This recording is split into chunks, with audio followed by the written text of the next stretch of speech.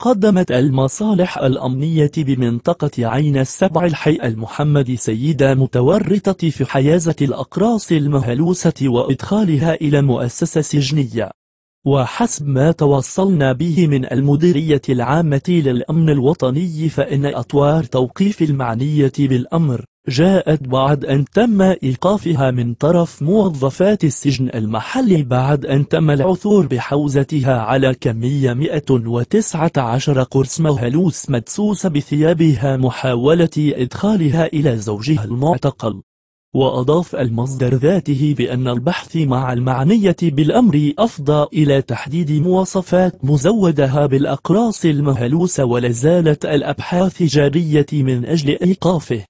وتم تقديم المعنية بالأمر إلى العدالة فور استكمال جميع الإجراءات الضرورية من أجل تهم حيازة الأقراص المهلوسة وإدخالها إلى مؤسسة سجنية.